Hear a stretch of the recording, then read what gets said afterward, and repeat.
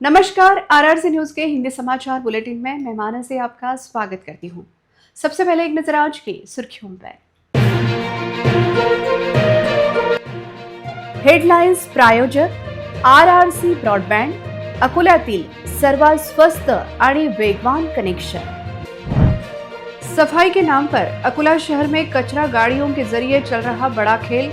इन सभी गड़बड़ियों की ओर महापालिका प्रशासन की चुप्पी को देखते हुए नागरिकों में तीव्र रोष।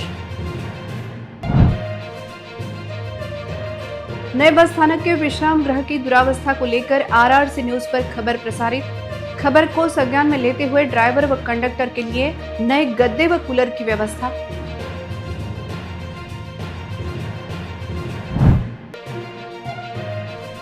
साठ वर्षीय दरिंदे का घिनौना कृत्य, 10 वर्षीय नाबालिग पर किया अत्याचार।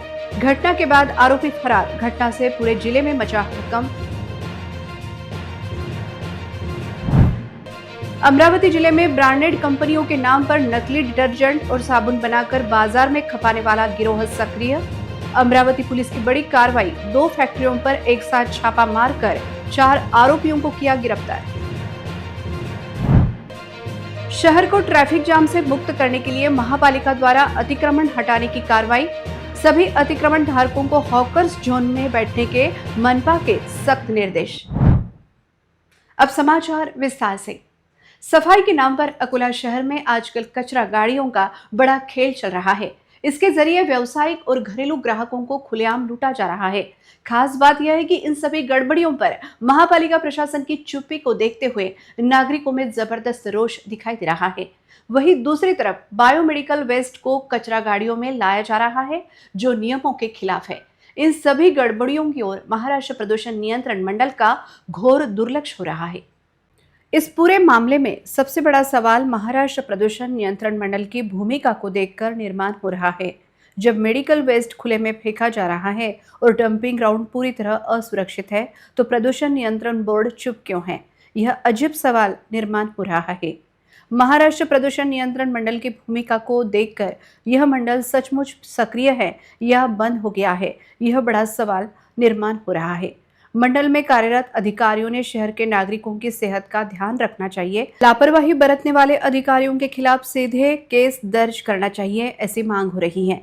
वहीं दूसरी ओर घंटा गाड़ी पर कार्यरत चालकों की मदद के लिए कोई हेल्पर यहां तैनात नहीं है। महापालिका के नियम कहते हैं कि हर ड्राइवर के साथ एक हेल्पर होना चाहिए, लेकिन हकीकत में कई गाड़ियां बिना हेल्पर के चल रही हैं। अगर हेल्पर नहीं है तो उनका पैसा कहाँ जा रहा है? अगर नियम बने हैं तो उसका पालन क्यों नहीं हो रहा है? यह बड़ा सवाल निर्माण हो रहा है। तुमच्या गाडीमध्ये लहान लेकरू आहे, तुमच्यासोबत हेल्पर नाही आहे का? हेल्परची जरूरत ना आपल्याला. हेल्पर नाही आहे ना. हेल्पर नाही आहे, हेल्परची गरज नाही आहे, हेल्पर नाही आहे यांच्याकडे सुद्धा.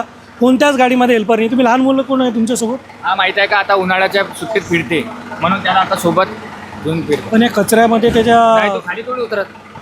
सारा कचरा है। आइए एक बार आपको झूले भी दिखाते हैं बच्चों के। ये पूरी गंदगी है दर्शकों, ये देखो यहाँ पर इतना कि अभी सांस लेना मुश्किल है।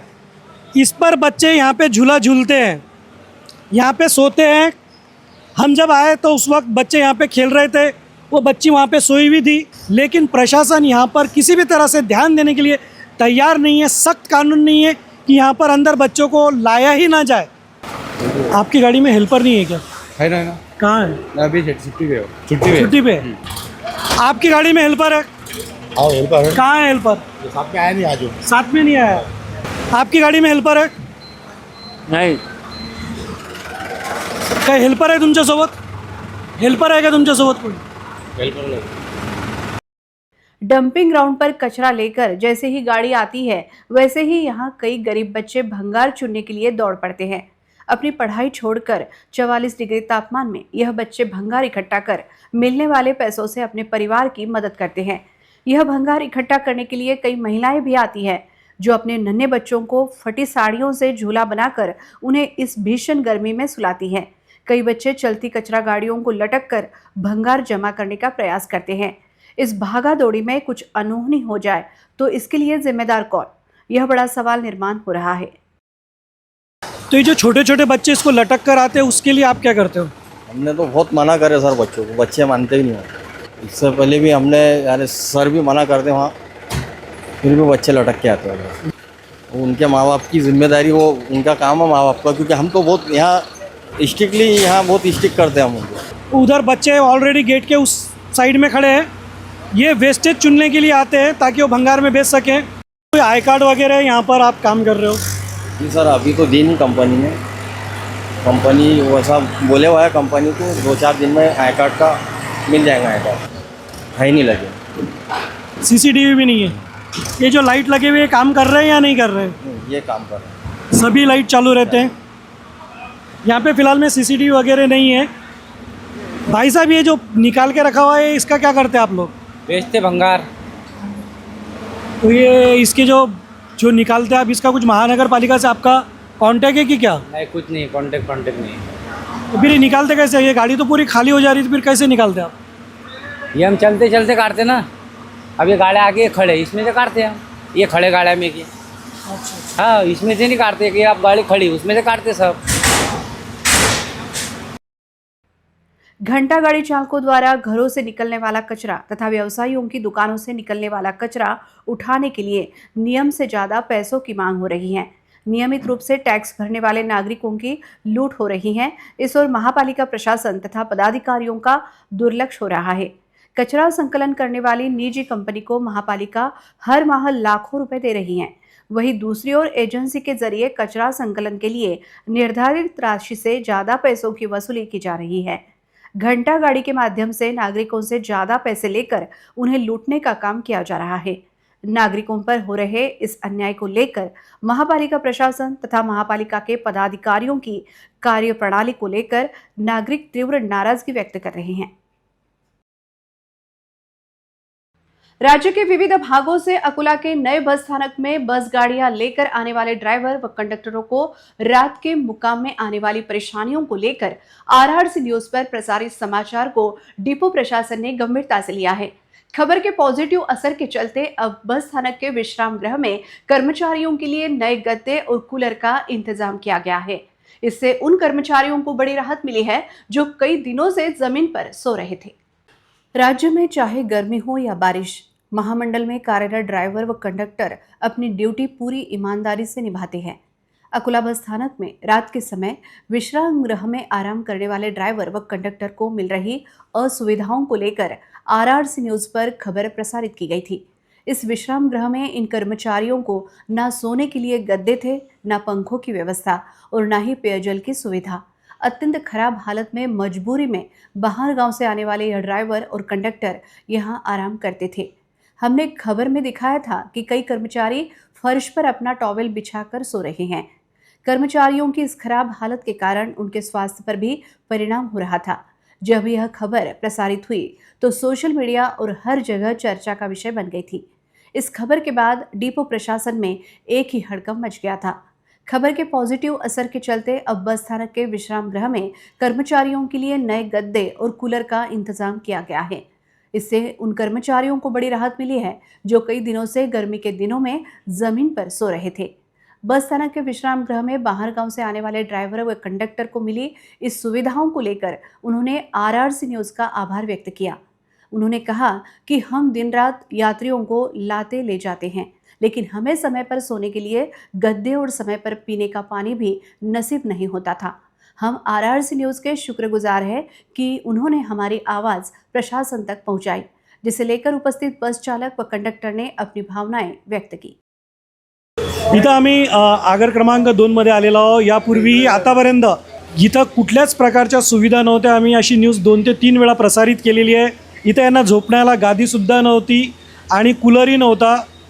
आरआरसीवर ही बातमी प्रसारित झाल्यानंतर आणि याचा पाठपुरावा आरआरसीने केल्यानंतर आता बघू शकता तुम्ही इथं नवीन गाद्या आलेल्या आहेत, 2 कूलर लागलेले आहेत। काय म्हणणं आहे आता याच्याबद्दल? आपण यांच्याशीच ऐकून घ्या। कसं वाटतं तुम्हाला आता ह्या सुविधा लाभल्या त्याबद्दल आम्ही ज्यांनी ह्या सुविधा उपलब्ध करून दिल्या त्याबद्दल त्यांचे आम्ही शतशः आभार मानतो आणि ह्या सुविधा कायम राहो अशीच आमची अपेक्षा आहे आणि कर्मचारी वर्गाला पण हीच अपेक्षा करतो की ह्या सुविधा आपल्याला ज्या भेटलेल्या आहेत ह्या सुविधावर त्यांनी याचा पुरेपूर फायदा घ्यावा, याचा दुरुपयोग न करता चांगल्या प्रकारे आपल्याला याच्याहूनही आणखीन पद्धतशीर सुविधा आपल्याला लाभो हीच आपल्याला इच्छा जाहीर करतो. सुविधा नव्हत्या जेव्हा तुम्ही आता नेहमीच येत होते, सतरंजीवर झोपावं लागत होतं, कूलर तर सोडा पंख्याची सुद्धा प्रॉब्लेम होती. अशा वेळेस आणि आता जी सुविधा तुम्हाला मिळत आहे, काय वाटतं तुम्हाला? आता खूप छान वाटतंय आणि तुमच्या RR चॅनलचे खूप खूप मनापासून आभार. त्यांना पाठपुरावठा केला, त्यामुळे आम्हाला आज जे गार कूलर लावलेले आहे त्याचे AC तुम्ही पाहू शकता, झोपलेले लोक एकदम मस्त वाटतंय आता, खूप छान.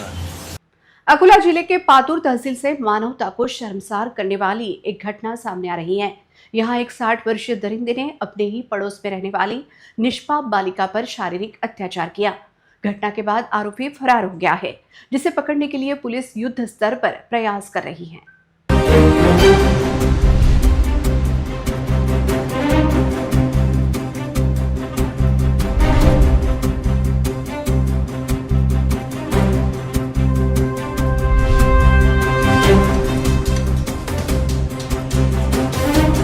पीड़िता लड़की के माता पिता खेतीहर मजदूर है और रोज की तरह काम के लिए खेतों में गए थे.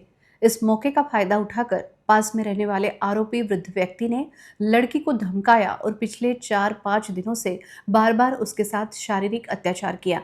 मासूम लड़की डर के मारे चुप रही, लेकिन जब जुल्म की हद हो गई तो उसने हिम्मत करके अपने माता पिता को घटना के बारे में बताया. इसके बाद मंगलवार 5 मई शाम को पीड़िता के सभी रिश्तेदार तुरंत चांदनी पुलिस स्टेशन पहुंचे और शिकायत दर्ज कराई. घटना की गंभीरता को समझते हुए पुलिस ने आरोपी के खिलाफ संबंधित धाराओं के तहत मामला दर्ज कर लिया है. हालांकि पुलिस के पहुंचने से पहले ही आरोपी भागने में कामयाब हो गया. इस मामले में पुलिस अधीक्षक अर्चित चांडक ने कहा, आरोपियों और पीड़िता का परिवार पड़ोसी थे और उनके बीच अच्छे संबंध थे. इसके बावजूद आरोपी ने ऐसा घिनौना काम किया है. हमने चांदनी पुलिस स्टेशन में मामला दर्ज कर लिया है और आरोपी की तलाश के लिए 3 से 4 पुलिस टीमें रवाना कर दी गई हैं. इस घटना के बाद पातुर तालुका के नागरिक संतप्त हो गए हैं. स्थानीय नागरिकों ने आरोपी के लिए कड़ी सजा की मांग की है. पुलिस प्रशासन ने नागरिकों से संयम बनाए रखने की अपील की है और भरोसा दिलाया है कि आरोपी को जल्द गिरफ्तार किया जाएगा. अमरावती शहर में ब्रांडेड कंपनियों के नाम पर नकली डिटर्जेंट और साबुन बनाकर बाजार में खपाने वाले गिरोह का शहर पुलिस आयुक्तालय की अपराध शाखा ने भंडाफोड़ किया है. वलगांव से चांदूर बाजार मार्ग पर नया अकोला और सतीनगर क्षेत्र में संचालित 2 फैक्ट्रियों पर एक साथ छापा मारकर 4 आरोपियों को गिरफ्तार किया गया. कार्रवाई के दौरान पुलिस ने मौके से तैयार और कच्चे माल सहित 71.20 लाख रुपए का माल जब्त किया. बरामद सामग्री में नकली डिटर्जेंट पाउडर, साबुन, पैकेजिंग सामग्री और मशीनें शामिल हैं, जिससे यह स्पष्ट होता है कि यह कारोबार बड़े स्तर पर संचालित किया जा रहा था. आरोपी रेन, व्हेल, सर्फ एक्सेल और फेना जैसी नामचीन कंपनियों के उत्पादों की हूबहू नकल तैयार कर रहे थे. पैकेजिंग इतनी सटीक थी कि आम उपभोक्ता असली और नकली उत्पाद में फर्क नहीं कर सकता था. इससे उपभोक्ताओं के साथ धोखाधड़ी के साथ साथ कंपनियों को भी बड़ा नुकसान पहुंच रहा था. पुलिस ने इस मामले में जुनेद खान, यासीन खान, प्रफुल्ल विष्णुपंत डोईफोड़, शेख भुरू शेख मुनीर और शेख कलीम शेख माजिद को गिरफ्तार किया है. सभी आरोपी अलग अलग क्षेत्रों के निवासी हैं और लंबे समय से इस अवैध कारोबार में सक्रिय बताए जा रहे हैं. अपराध शाखा को गुप्त सूचना मिली थी कि वलगांव के नया अकोला क्षेत्र में बड़े पैमाने पर नकली डिटर्जेंट और साबुन का उत्पादन हो रहा है. पुलिस ने पहले रेकी कर पुष्टि की और उसके बाद छापा मारकर फैक्ट्री में चल रहे उत्पादन कार्य का भंडाफोड़ किया. पूछताछ के दौरान आरोपियों ने सतीनगर में एक अन्य फैक्ट्री और गोदाम होने की जानकारी दी. पुलिस ने वहां भी छापा मारकर बड़ी मात्रा में कच्चा माल और तैयार उत्पाद बरामद किए. इस पूरे कारोबार के पीछे और कौन सक्रिय है, इसकी जांच पुलिस कर रही है.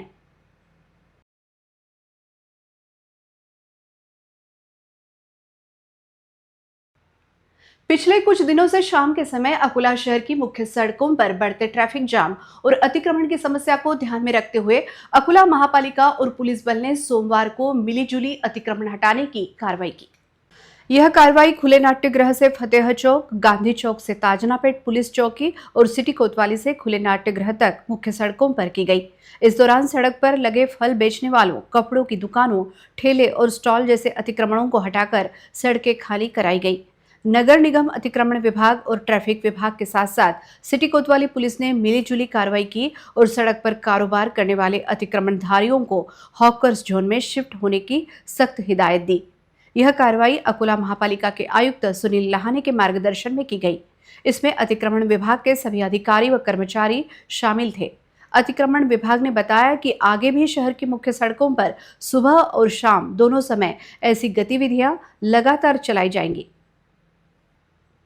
अकोला जिला ही नहीं बल्कि पूरे राज्य में अपने एडवांस होम्योपैथी उपचार थेरेपी को लेकर प्रसिद्ध नाइक होम्योपैथी अस्पताल में गुरुवार 7 मई को सुबह 10 बजे से लेकर शाम 5 बजे तक भव्य स्वास्थ्य शिविर का आयोजन किया जाएगा, जिसका मरीज बड़ी संख्या में लाभ ले, ऐसी अपील नाइक होम्योपैथी अस्पताल की ओर से की जा रही है। इस शिविर में मरीजों का वजन, बीपी, ऊंचाई और फैट एनालिसिस जैसी सुविधाएं मिलेगी। साथ ही घुटने के दर्द के मरीजों के लिए निमशिन और आर्थराइटिस के मरीजों के लिए कोरियन बेड भी उपलब्ध होगा। शिविर में आने वाले मरीजों की जांच के बाद उन्हें 1 हफ्ते की दवा मुफ्त में दी जाएगी। पिछले 40 सालों से नाइक होम्योपैथी में शरीर के सभी बीमारियों का पूरा और सफल इलाज किया जा रहा है।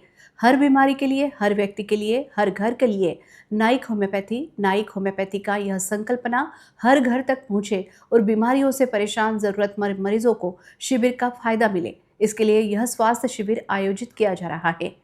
शिविर में लंबे समय से किसी भी बीमारी से परेशान मरीजों को बॉडी स्कैन के जरिए सही डायग्नोसिस दिया जाएगा।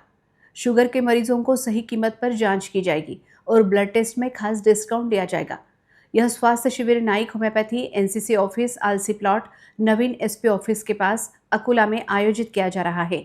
इस स्वास्थ्य शिविर में आने वाले हर मरीज को अपना रजिस्ट्रेशन करना जरूरी है। रजिस्ट्रेशन के सभी मरीज अस्पताल के 83 80 82 83 80 और 91 30 01 61 29 पर संपर्क करें, ऐसा आह्वान किया जा रहा है। नाइक होम्योपैथी में उपचार लेकर पूर्ण रूप से स्वस्थ हुई एक महिला मरीज ने बताया कि वह थायराइड से पीड़ित थी। साथ ही उसे एसिडिटी तथा माइग्रेन की भी तकलीफ थी, लेकिन यहाँ उपचार लेने के बाद 1 महीने में ही उसका वजन 4 किलो कम हो गया तथा एसिडिटी और माइग्रेन की तकलीफ भी कम हो गई। क्या नाम है मैम आपका? कंचन मोहन यादव। अच्छा, क्या तक बोलो ना। मैं अमरावती से आई हूँ और मेरा 4 किलो वेट कम हुआ। थायराइड की प्रॉब्लम थी, पैर में प्रॉब्लम थी और एसिडिटी की प्रॉब्लम थी और माइग्रेन की भी प्रॉब्लम थी मुझे। कितना टका आराम है आपको अभी? अभी 50% आराम है। अच्छा, नाइक होम्योपैथी उपचार से समाधानी हो आप? हाँ। धन्यवाद, थैंक यू। अकोला जिले में विस्थापित सिंधी भाइयों के लिए सरकार द्वारा घोषित विशेष अभय योजना आज भी अधर में लटकी है। यह आरोप लगाते हुए उम्मीद फाउंडेशन के सेक्रेटरी हरीश पारवानी ने आमरण अनशन का इशारा दिया था, लेकिन आज जिलाधिकारी द्वारा इस मामले पर तुरंत ध्यान देने और सिंधी विस्थापित भाइयों की अन्य मांगों पर तुरंत ध्यान देने का आश्वासन दिया गया। इसके बाद यह अनशन स्थगित कर दिया गया है। सरकार के फैसले के मुताबिक 15 मई 2025 को शुरू हुई इस योजना का कालावधि 15 मई 2026 को खत्म हो रहा है। आरोप है कि अब तक करीब 210 से 220 केस फाइल होने के बावजूद इस पर कोई ठोस एक्शन नहीं लिया गया है। उन्होंने यह भी कहा कि संबंधित विभाग की ओर से बार बार एक्स्ट्रा डॉक्यूमेंट्स मांगे जाने से लाभार्थी परेशान हो रहे हैं। राजस्व विभाग से संतोषजनक जवाब न मिलने पर उम्मीद फाउंडेशन के सेक्रेटरी हरीश बनवारीलाल पारवानी ने 11 मई 2026 से जिलाधिकारी कार्यालय के सामने आमरण अनशन करने की धमकी दी थी। इस बीच आज जिलाधिकारी के साथ सिंधी समाज की बैठक संपन्न हुई। इस बैठक में सिंधी समाज को उनकी मांगे पूरी करने का भरोसा दिया गया। इसलिए 11 मई से होने वाली भूख हड़ताल कुछ समय के लिए टाल दी गई है। विस्थापित सिंधी भाई पिछले 70 सालों से पाकिस्तान के बंटवारे के समय पश्चिम पाकिस्तान से अपने घर छोड़कर आ गए हैं और उन्हें समय समय पर सरकार से कोई मदद नहीं मिली है। साथ ही महाराष्ट्र सरकार के 15 मार्च 2025 के सरकारी फैसले के अनुसार जरूरी डॉक्यूमेंट संबंधित विभाग में जमा कर दिए गए हैं, लेकिन अभी तक इस पर कोई निर्णय नहीं लिया गया है। सिंधी समाज की अन्य मांगों पर शासकीय स्तर पर विचार न होने पर उम्मीद फाउंडेशन के सेक्रेटरी हरीश बनवारीलाल पारवानी ने आमरण अनशन करने की चेतावनी दी थी। जिलाधिकारी ने इस पर ध्यान दिया और उन्हें मांग पूरी करने का भरोसा दिलाया। यह देखते हुए भूख हड़ताल कुछ समय के लिए टाल दी गई है। इस बारे में आज जिलाधिकारी के कार्यालय में एक मीटिंग हुई।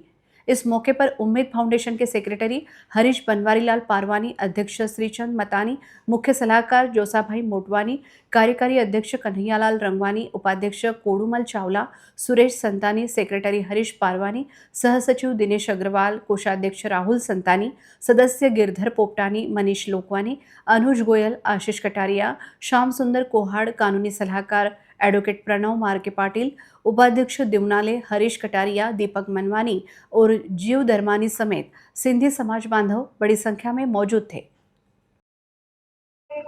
जय श्री राम, जय झूलेलाल। शासन के आदेश से जो नवा जीआर निकला था सिंधी समाज स्थापित के लिए, उसकी अंतिम तारीख 15 मई को है, जिसके हमने जो लेटर वगैरह दिए हुए यहाँ पे, उसका लेटर काफ़ी दिनों से पेंडिंग पड़े थे।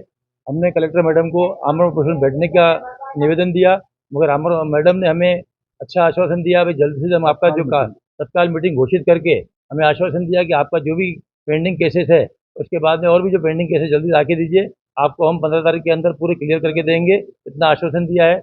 इसके लिए हमने जो हमारा आमरण उपोषण का है उसको तत्परता हमने स्थगित किया है।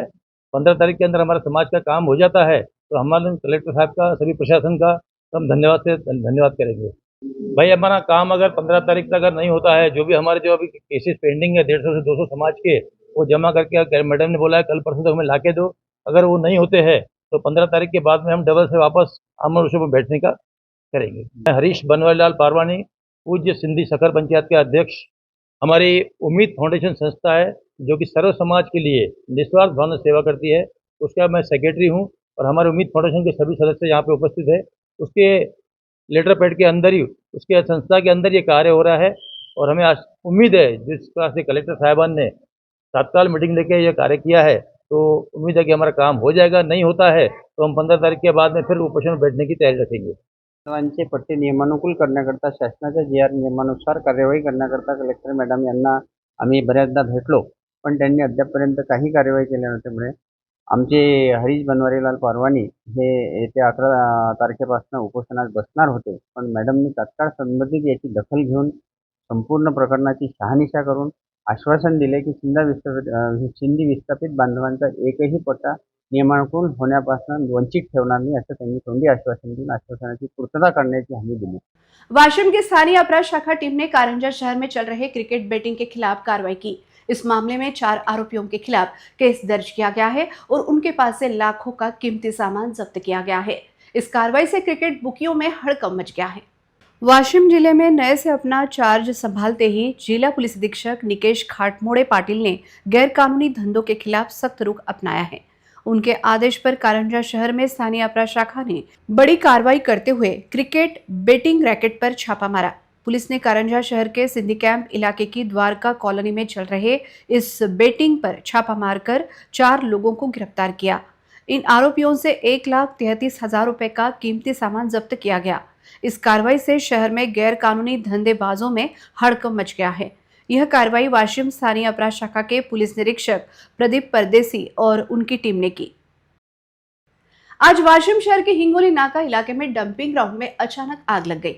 इस आग की वजह से कचरे के ढेर जलना शुरू हुआ था और हवा में धुएं के बड़े गुब्बार उठ रहे थे। इस धुएं की वजह से इलाके के लोगों को सांस लेने में दिक्कत हो रही थी। इस समस्या पर कायम स्वरूपी उपाय प्रशासन ने करना चाहिए, ऐसी मांग नागरिक कर रहे हैं। वाशिम शहर का सारा कचरा हिंगोली नाका के डंपिंग ग्राउंड में डाला जाता है। आज यहाँ कचरे के ढेर में अचानक आग लग गई, जिससे इलाके में बदबूदार और जहरीला धुआं फैल गया। यह धुआं गुप्ता लेआउट, बिलाल नगर, मोहम्मद अली नगर समेत कई बस्तियों में घुसने से यहाँ के लोगों का स्वास्थ्य खतरे में आ गया था। खासकर छोटे बच्चे, बुजुर्ग और सांस की बीमारियों वाले मरीजों को सबसे ज्यादा परेशानी का सामना करना पड़ा।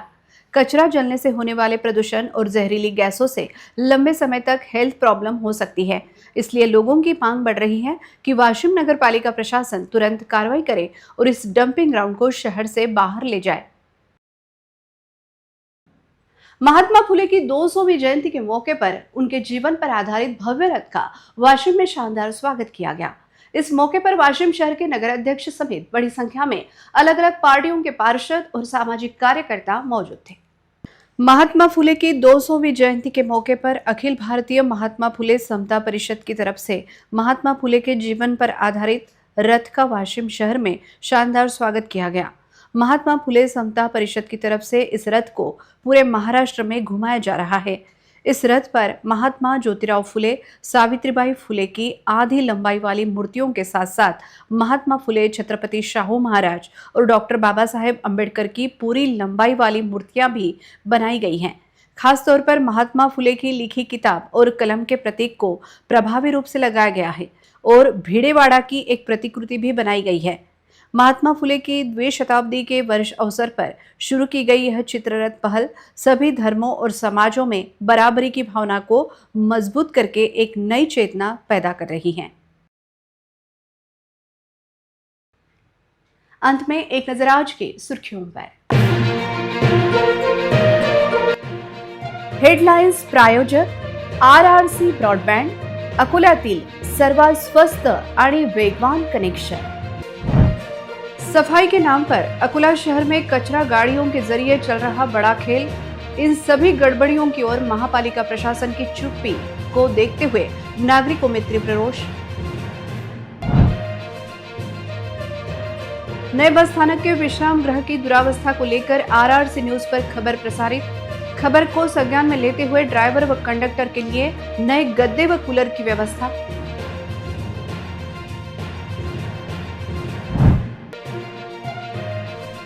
60 वर्षीय दरिंदे का घिनौना कृत्य, 10 वर्षीय नाबालिग पर किया अत्याचार। घटना के बाद आरोपी फरार। घटना से पूरे जिले में मचा हड़कंप। अमरावती जिले में ब्रांडेड कंपनियों के नाम पर नकली डिटर्जेंट और साबुन बनाकर बाजार में खपाने वाला गिरोह सक्रिय। अमरावती पुलिस की बड़ी कार्रवाई, 2 फैक्ट्रियों पर एक साथ छापा मारकर 4 आरोपियों को किया गिरफ्तार। शहर को ट्रैफिक जाम से मुक्त करने के लिए महापालिका द्वारा अतिक्रमण हटाने की कार्रवाई। सभी अतिक्रमण धारकों को हॉकर्स जोन में बैठने के मनपा के सख्त निर्देश। समाचार के लिए देखते रहिए RRC न्यूज। जिन दर्शकों ने अभी तक RRC का यूट्यूब चैनल सब्सक्राइब नहीं किया, उन्होंने वह सब्सक्राइब करना चाहिए। फिर मिलते हैं शहर की ताजा जानकारी और महत्वपूर्ण घटनाओं के साथ। नमस्कार।